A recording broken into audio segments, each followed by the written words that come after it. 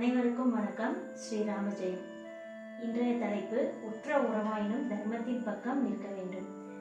First Ramar சீதையை கல்யாணம் பண்ணதுக்கு அப்புறமா சீதை கிட்ட சொல்றாங்க, நான் ஒருவனுக்கு ஒருத்தின்னு வாழுவேன், வேற யாரும் எந்த பெண்ணையும் திருமணமும் செய்ய மாட்டேன், யாரையும் நினைக்கவும் மனதார கூட நினைச்சு பார்க்க மாட்டேன் அப்படின்னு சொல்றாரு. அதுபடியே அவர் கடைபிடிச்சிட்டும் வர்றாரு. சீதையை தவிர அவர் வேற யாரையுமே நினைச்சும் பார்க்கல, வேற யாரையுமே அவர் கல்யாணமும் பண்ணல. அடுத்து தசரத மன்னர் அவருக்கு அப்புறமா ராமர் அவர் அரசன் ஆகணும் அப்படின்னு சொல்லி ஆசைப்படுறாரு. ஆனா அந்த நேரத்துல கைகேயிக்கு கொடுத்த 2 வரங்களை அவங்க கேட்குறாங்க. அவங்க ராமர் வனவாசம் போகணும், பரதன் தான் நாட்டை ஆளணும் அப்படின்னு 2 வரங்களை கேட்குறாங்க. ஆனா தசரதரால அதை ஏற்றுக்கொள்ளவே முடியல. இருந்தாலும் நம்ம வாக்கு கொடுத்துட்டோம், அதை மீறக்கூடாது அப்படிங்கிறதுக்காக அந்த வாக்கை கொடுக்குறாரு.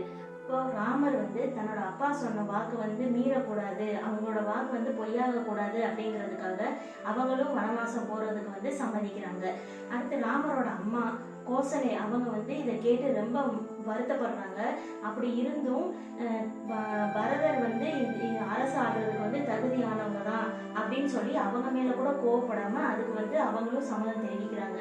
ஆனாலும் அவங்களால ராமர் வனவாசம் போறதை ஏத்துக்கவே முடியல. அவங்களும் வனவாசம் வர்றோம் அப்படின்னு சொன்னாலும் ராமர் நீங்க அப்பா கூட தான் இருக்கணும், அதுதான் தர்மம் அப்படின்னு சொல்லி அவங்க அம்மாவை அவங்க அப்பா கூட இருக்க சொல்றாங்க. அடுத்து லட்சுமணர், இதை தாங்க முடியாத லட்சுமணரும் நீங்க தான் அரசனா இருக்கணும், அதனால நீங்க இதை வனவாசம் போகக்கூடாது அப்படின்னு சொல்றாங்க. ஆனா லட்சுமணர் தன்னோட அம்மா கிட்ட சொல்லி அழுகுறாங்க. இதனால சுமித்திரை அவங்க என்ன பண்றாங்க அப்படின்னா, நீ அண்ணனை நினைச்சு அழுகாத, நீயும் அவங்க கூடயே வனவாசம் போகணும்னு சொல்லி அவங்களுக்கு அடிமையா நீ போகணும், அவங்களுக்கு ஏதாவது பிரச்சனைனா அவங்க முன்னாடி போய் நீ நிக்கணும்னு சொல்லி தன்னோட மகனையும் ராமர் மற்றும் சீதை கூட வனவாசத்துக்கு அனுப்பி வைக்கிறாங்க. லட்சுமணர் பலா அதிபலாங்கிற 2 மாபெரும் சக்திகளால 14 ஆண்டுகள் உண்ணாம உறங்காம அவங்க அண்ணனுக்கு பாதுகாப்பா இருக்கிறாங்க.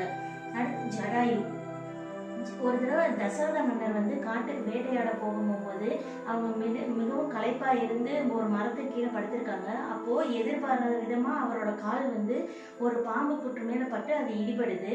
அப்போ அதுல கோபமான இந்த பாம்பு தசரத மன்னர் கொத்த வரும்போது அதை ஜடாயு பிடிச்சு அதை கொன்றுது. இதை பார்த்த தசரத மன்னர் அந்த ஜடாயுவை தன்னோட அண்ணனா ஏத்துக்கிறாங்க. இதுக்கப்புறம் அந்த ஜடாயு ராமர் மற்றும் லட்சுமணரை அந்த வனத்துல சந்திக்கிறாங்க. அப்போ நீங்க யாரு அப்படின்னு கேட்டப்ப நான் தசரத மன்னனோட பசங்க அப்படின்னு சொன்னதுக்கு அப்புறமா ரொம்ப மகிழ்ச்சி அடைகிறாரு. அப்புறம் தசரதர் எப்படி இருக்கிறாரு அப்படின்னு கேட்கும் போது அவங்க இந்த மாதிரி இறந்துட்டாங்க அப்படின்னு சொன்னதும் அவங்க ரொம்ப கவலைப்படுறாரு. தசரத மன்னர் என்னோட தம்பி இல்லாம நான் ஏன் இன்னும் இந்த உலகத்துல வாழணும்னு சொல்லி ரொம்ப கவலைப்படுறாரு. அதுக்கப்புறம் சீதையை ராவணன் கடத்திட்டு போனப்போ சீதையை மீட்கிறதுக்கு ஜடாயு ரொம்ப போராடுறாங்க. அப்போ ராவணன் ஜடாயுவோட சிறகுகளை துண்டிச்சிடுறாரு. இதனால அவங்க பறக்க முடியாம கீழே விழுந்துடுறாங்க. அப்போ ராமரும் லட்சுமணரும் வரும்போது இந்த மாதிரி ராவணன் சீதையை கடத்திட்டு போயிட்டாங்கிற எல்லா தகவல்களையும் சொல்றாங்க. சொல்லிட்டு ஜடாயு இறந்து போயிடுறாரு. அப்போ ராமர் ஈம காரியங்கள் ஜடாயுக்கு பண்றாரு. தன்னோட அப்பாவை கூட பண்ண முடியாத அந்த விஷயத்த ஜடாயுக்கு ராமர் பண்றாரு. ராவணன் சீதையை கடத்திட்டு போய் அசோகவனத்துல வச்சிருக்கிறாரு. அப்போ ராவணனோட சகோதரர் விபீஷணர் அவர் இது தவறு, இது இந்த மாதிரி பண்ணக்கூடாது அப்படின்னு சொல்லி அறிவுரை கூறுறாங்க. இருந்தாலும் ராவணன் அந்த அறிவுரையை ஏற்க மறுக்கிறாரு. இதனால கோபமடைஞ்ச ராவணன் விபீஷணரை அந்த அரசவையில இருந்து நீக்கி வைக்கிறாரு. அதுக்கப்புறம் விபீஷணர் ராமர் கிட்ட தஞ்சம் அடைஞ்சு ராமருக்கு உதவி பண்றாரு. சீதையை மீட்கிறதுக்கு ராமருக்கு உதவி பண்றாரு. அதுக்கப்புறம் திரிசடை சீதைக்கு ரொம்ப உதவியா இருக்கிறாங்க. அவங்க கஷ்டப்படும் போதெல்லாம் அவங்களுக்கு ஆறுதல் கூடுறாங்க. ராவணன் தன்னோட பெரியப்பாவா இருந்தாலும் சீதைக்கு உதவுவது தான் தர்மம் அப்படிங்கறனால சீதைக்கு அவங்க உதவி பண்றாங்க.